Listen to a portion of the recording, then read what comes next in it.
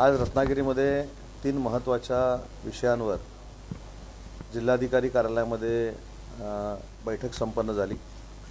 यातली पहिली बैठक ही नाणारमध्ये जो बॉक्साईड प्रकल्प त्याची सुनावणी 20 आणि 28 तारखेला होती, त्या संदर्भातली एक बैठक होती। आंबा बागायतदार जे आहेत त्यांना कॅनिंगसाठी चांगला रेट मिळत नाही, ही एक तक्रार होती। त्या आंबा बागायतदारांची एक बैठक होती आणि सारथीचं विभागीय कार्यालय रत्नागिरीमध्ये सुरू करावं या मागणीसाठी एक बैठक होती। अशा 3 बैठका या ठिकाणी संपन्न झाल्या। सुरुवातीचा जो नाणारचा विषय आहे या संदर्भामध्ये आपल्याला माहिती आहे की राजापूर लांजा मतदारसंघाचे स्थानिक आमदार किरण भैया सामंत यांनी सुरुवातीलाच सांगितलं होतं की लोकांची जी भूमिका आहे त्या बॉक्साईडच्या बाबतीमधली तीच माझी भूमिका आहे। आणि त्याच्यानंतर असं एक चित्र निर्माण झालं की पंचायत समितीची राजापूरची आहे तिनं एकमतानं ठराव घातला की ही सुनावणी रद्द करा। आमदार महोदयांची तीच भूमिका होती आणि या संदर्भात आज आम्ही बैठकीचं आयोजन केलं होतं। पण याच्या पार्श्वभूमीवर काल माझी जिल्हाधिकाऱ्यांची चर्चा झाली, विशेषतः मुख्यमंत्री महोदयांची चर्चा झाली। आज 100% तिथल्या खातेदारांनी, एक 2-4 किरकोळ सोडले तर सगळ्या खातेदारांनी विरोधाची पत्र ही कलेक्टर महोदयांना दिलेली आहे। आणि या पार्श्वभूमीवर 28 आणि 20ची जी जनसुनावणी होती ती रद्द करण्याचा निर्णय हा प्रशासनाने घेतलेला आहे। आणि तो निर्णय घेत असताना राजापूर लांजा मतदारसंघाचे आमदार देखील उपस्थित होते, तिथले सगळे शेतकरी देखील उपस्थित होते। आणि एक भूमिका आम्ही सातत्याने जी मांडतोय तीच भूमिका बैठकीमध्ये मांडण्यात आली की बाबा लोकांना विश्वासात घेऊन लोकांनी जर संमती दिली किंवा लोकांनी जर सांगितलं की तुम्हाला नाणारला बॉक्साईडचा प्रकल्प पाहिजे, नाणारला अजून काही रिफायनरी पाहिजे, नाणारला अजून कुठचा प्रोजेक्ट पाहिजे, तर हे सगळं ठीक आहे।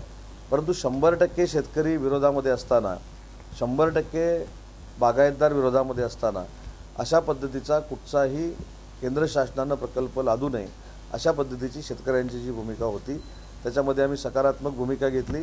आणि 20 आणि 28च्या जनसुनावणीला आता स्थगिती देण्यात आलेली आहे। पावसाळ्यानंतर लोकांशी चर्चा करून, मुख्यमंत्री महोदयांशी चर्चा करून या संदर्भातले 100% विरोध जो आहे तो सांगून या सगळ्या गोष्टी पुढे केल्या जातील। परंतु तुर्तास 20 आणि 28 तारखेची जनसुनावणी ही रद्द करण्यात आलेली आहे। आंबा बागायतदारांच्या बाबतीमध्ये काल मला एक निवेदन आलं आणि आंबा बागायतदारांमध्ये गैरसमज होता की सोशल मीडियावर किंवा प्रिंट मीडियामधनं अशी एक बातमी येत होती की 5 रुपयानं रेट वाढला आंब्याचा। तर आंबा बागायतदार मला येऊन विचारायला लागले की हा आंब्याचा रेट आपण कधी वाढवला? तर म्हटलं मी वाढवलेला नाही, तो काही ज्या सोशल मीडियातनं बातम्या आल्यात त्यांच्याकडे तुम्ही जा। परंतु 1ही रुपया वाढवण्याचा निर्णय काही झालेला नव्हता। हे ज्यावेळी आंबा उत्पादकांनी माझ्या निदर्शनास आणलं त्यावेळी आज मी एक्झॉटिक, देसाई कॅनिंग आणि आंबा बागायतदार यांच्या सगळ्यांची चर्चा केली आणि जो काल 32 रुपये किलो मागे भाव होता तो एक्झॉटिकनं आज 50 रुपये करण्याचा निर्णय हा त्यांच्या कंपनीच्याद्वारे घेतलेला आहे। त्याच्यामध्ये त्यांनी जर काय पाठीपुढे केलं तर तसे मिनिट्स देखील आम्ही तयार केले। जिल्हाधिकारी त्या बैठकीला उपस्थित होते। आणि तिसरा महत्त्वाचा मुद्दा आहे की सारथीचं विभागीय कार्यालय हे रत्नागिरीमध्ये सुरू करण्यासाठी आम्ही तिथले जे MD आहेत महेश पाटील यांना सूचना केलेल्या आहेत आणि त्यांनी स्वतः सांगितलं की हा प्रस्ताव आम्ही शासनाकडे सकारात्मक घेऊन जाऊ आणि सारथीच्या माध्यमातून ज्या मुलांना बेनिफिट्स मिळतात ते कार्यालय आम्ही रत्नागिरीमध्ये सुरू करू अशा पद्धतीची ग्वाही त्यांनी मला दिली। आणि त्याच्या पुढे जाऊन सारथीशी निगडीत असलेले जे विद्यार्थी आहेत त्यांना ऑनलाईन प्रशिक्षण सुरू करण्याच्या संदर्भातले देखील मी सूचना केलेल्या आहेत आणि त्याच्यामध्ये देखील आम्हाला यश येईल अशा पद्धतीच्या 3 महत्त्वाच्या बैठका या ठिकाणी झाल्या। रत्नागिरी नगरपालिकेच्या इमारतीची काल पुन्हा एकदा मी पाहणी केली। 2 दिवस जो पाऊस पडला त्याच्यामुळे काम विस्कळीत झालेलं आहे। जे आम्ही 4-5 दिवसामध्ये लोकार्पण करणार होतो ते 7-8 दिवस पुढे गेलं, 8 दिवस पुढे गेलं आहे।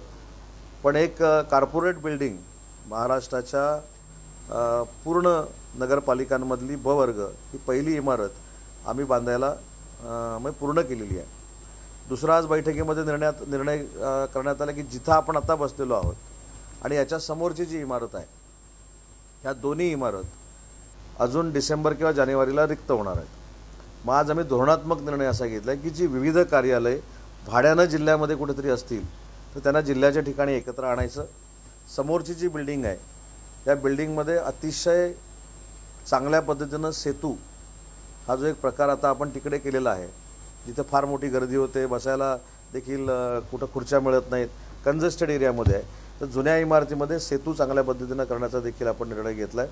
त्याच्यामुळे सगळी जिल्ह्याची कार्यालय एका ठिकाणी असावी यासाठी जी आपण ॲडमिनिस्ट्रेटिव्ह बिल्डिंग उभी केली त्याचं काम देखील डिसेंबरपर्यंत संपेल आणि ते देखील लोकांच्या सेवेला उपलब्ध राहील अशा पद्धतीचे निर्णय आज आम्ही घेतलेले आहेत.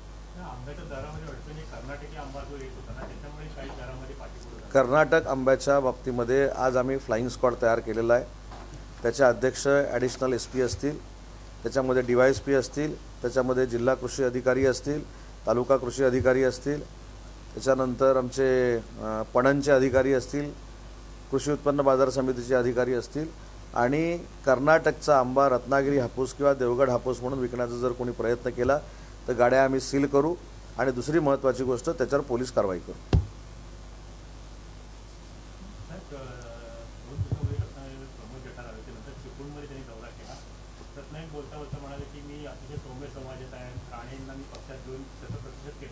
रत्नागिरी तुम्ही करणार नाही असं तुम्ही काय समजू नका आणि चिपळूणमध्ये केलं की दुसरा आमदार भाजपचाच आहे की प्रशांत यादव मंत्री असतील. अरे बाळानो, माझं त्याच्याबद्दलचं असं म्हणणं आहे, मी ऐकलं त्याचं भाषण, तर मला देखील बाळानो म्हणूनच सांगायचं आहे की प्रमोद जठार साहेब हे आमदार झाले, त्याच्या दुसऱ्या मिनिटाला त्यांना अभिनंदनांचा फोन करणारा उदय सामंत आहे. परंतु प्रमोद जठार साहेबांच्या वर भाजपाची एक सिस्टीम आहे. त्याच्यामध्ये रवींद्र चव्हाण साहेब आहेत, चंद्रशेखर बावनकुळे साहेब आहेत, राज्याचे मुख्यमंत्री आहेत. त्याच्यामुळे मला वाटलं 100% शिवसेना करायची आहेत, माझ्यावर एकनाथ शिंदे साहेब आहेत. त्याच्यामुळं 15 दिवस शेवटी वातावरण आमदार झाल्यानंतर निर्माण केलं पाहिजे.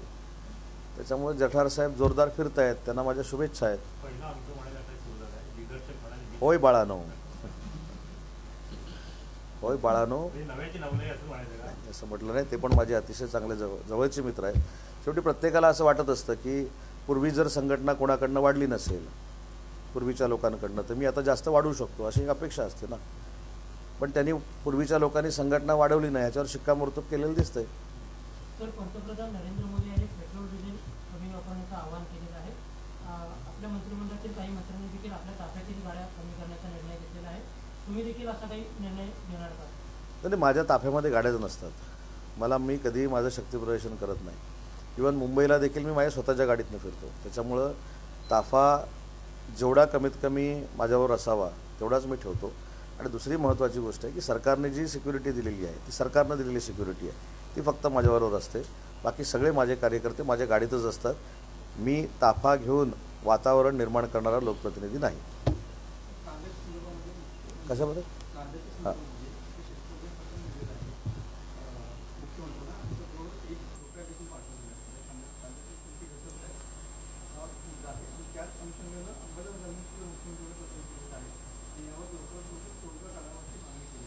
हे बघा, सरकार हे संवेदनशील सरकार आहे. पहिली गोष्ट, कांद्याचा भाव जो पडलेला आहे त्याच्या बाबतीमध्ये देखील सरकार निर्णय घेईल. अंबादास दानवे साहेबांनी जे पत्र लिहिलं आहे त्याचा देखील सरकार विचार करेल. UBTचे ते असले तरी, कारण शेवटी शेतकऱ्यांच्या भल्याचा प्रश्न आहे. पण एक महत्त्वाची गोष्ट मी तुम्हाला सांगतो, सरकार संवेदनशील कसं आहे तर ज्यावेळी 2 दिवसापूर्वी पाऊस आपल्याकडे पडला, त्याच्यानंतर अनेक लोकांची छतं उडून गेली, शेताचं नुकसान झालं, त्याचे पंचनामे करण्याच्या सूचना देखील सरकारनं जिल्हाधिकाऱ्यांना दिल्या आणि जिल्हाधिकारी ते अतिशय चांगल्या पद्धतीनं काम करतात. पण ज्यावेळी माझ्या विशेषतः किरणबाई यांच्या असं लक्षामध्ये आलं की 23-24चे 2,44,00,000 रुपये आणि 24-25चे 2,43,00,000 रुपये ही नुकसान भरपाई आम्हाला मिळालेली नाही. मग काल मुख्यमंत्री महोदयांशी आणि मदत व पुनर्वसन मंत्री जे आहेत स्वतः गिरीश महाजन साहेबांशी माझी चर्चा झाली. स्वतः एकनाथ शिंदे साहेबांनी याच्यामध्ये पुढाकार घेतला आणि 2 दिवसामध्ये ह्या 2 वर्षाची जी नुकसान भरपाई आहे 6 की 7 कोटी रुपये ती आपल्याकडे जमा होईल आणि पुढच्या 4-5 दिवसामध्ये सगळे आपले पंचनामे संपतील आणि ते पंचनामे संपल्यानंतर पुन्हा एकदा जी काही रक्कम ठरेल ती रक्कम आपल्याला मिळेल. पण आपल्याला अजून एक अधिकची माहिती सांगतो की टपऱ्यांमध्ये देखील पाणी गेल्यानंतर त्यांना नुकसान भरपाई देणारा रत्नागिरी जिल्हा हा पहिला जिल्हा आहे.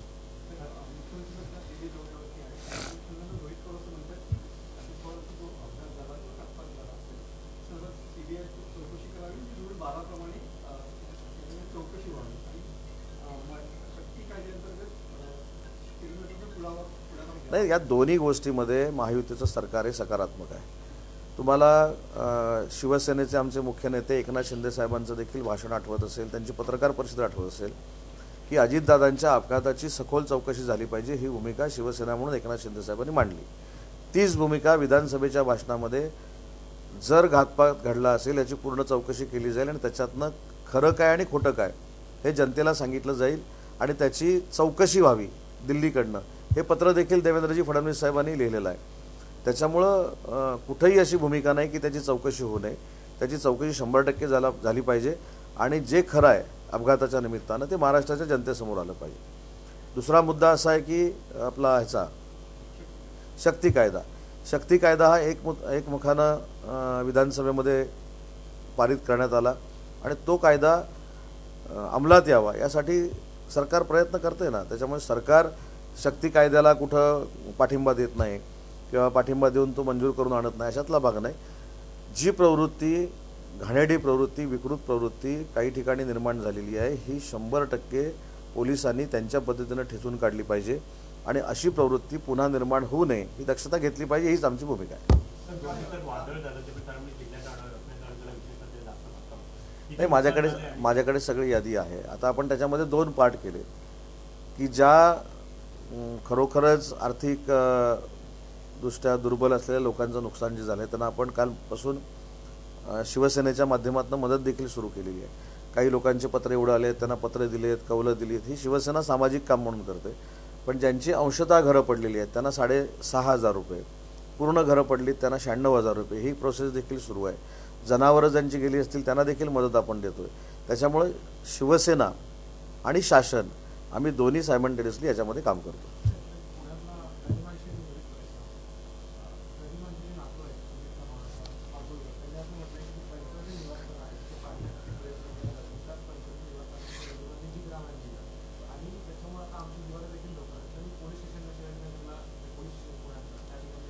नाही, मी त्यांच्याशी खरोखरच आपल्याकडे जर संपर्क नंबर असेल तर मी त्यांच्याशी संपर्क करून बोलेन, कारण त्यांचे नातेवाईक मला देखील भेटले होते साताऱ्याला एका कार्यक्रमामध्ये.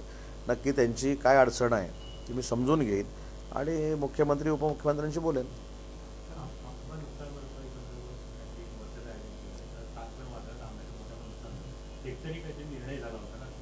हे बघा, मुद्दा असा आहे की आंबा बागायतदारांच्या नावावर राजकारण केलं जातं आहे की आंबा बागायतदारांना खरा न्याय द्यायचा म्हणून झगडलं जातं, हेच मला काही कळेना असं झालेलं आहे. आता माझ्यासमोर 50 आंबा उत्पादक शेतकरी या ठिकाणी होते ज्यांना आपण न्याय मिळवून दिला, बरोबर आहे. आता जी नुकसान भरपाई झालेली आहे ती वाढीव द्यावी हे देखील कॅबिनेटमध्ये मीच मांडलेलं आहे. पण राजू शेट्टी साहेबांची देखील माझ्याशी चर्चा झाली. मी पण त्यांना सांगितलं की या सगळ्या गोष्टी आपण करतोय, पण दुर्दैवानं राजू शेट्टी साहेबांच्या बाजूला सगळे बसलेले दिसतात, ते युबीटीच दिसते. त्याच्यामुळे तो मोर्चा आंबा बागायतदारांचा आहे की युबीटीचा आहे हे पहिलं आम्हाला कळलं पाहिजे. पण आंबा बागायतदारांना देखील सरकार वाऱ्यावर सोडणार नाही. आता जशी आंबा बागायतदारांच्या बाबतीतली भूमिका घेतली तशी माझी भूमिका मंत्रिमंडळामध्ये देखील त्याच पद्धतीची आहे की आंबा बागायतदारांचं जे जास्त नुकसान झालं आहे त्यांना हेक्टरी पैसे वाढून द्यावेत.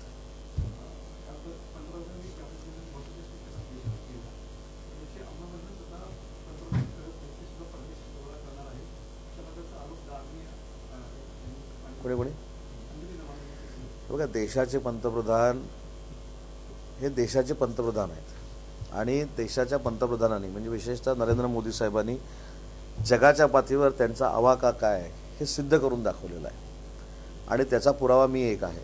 कारण मी ज्यावेळी राज्याचा उद्योगमंत्री म्हणून परदेशामध्ये जातो ते भारत देशाचा नागरिक म्हणून मला देखील अभिमान वाटतो की ज्यावेळी तिथं अभिमानानं नरेंद्र मोदी साहेबांचं नाव परदेशातले लोक घेतात.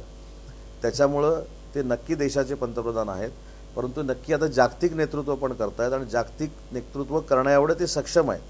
आणि म्हणून मला असं वाटतं की त्यांनी जे आम्हाला सांगितलेल्या गोष्टी आहेत त्या आम्ही देखील पाळल्या पाहिजेत. आता त्यांच्या परदेश दौऱ्यावर जर त्या परदेश दौऱ्यातनं भारताला काहीतरी मिळणार असेल, देशाला काहीतरी मिळणार असेल तर ते देखील चांगली बाब आहे ना. त्याच्यामुळं कोणी मला टीका केली माहीत नाही, परंतु नरेंद्र मोदी साहेबांचं नेतृत्व हे देशापुरतं मर्यादित राहिलेलं नाही, तर हे जागतिक पातळीवरचं एक फार मोठं नेतृत्व आहे. राजवाड्याच्या कामाला मी सुरुवात करायला सांगितलेली आहे. पुढच्या आठवड्यामध्ये मी स्वतः आणि मत्स्य उद्योग मंत्री नितेश राणे आमच्या दोघांच्या उपस्थितीमध्ये कार्यक्रमाचा शुभारंभ होईल, कामाचा शुभारंभ होईल.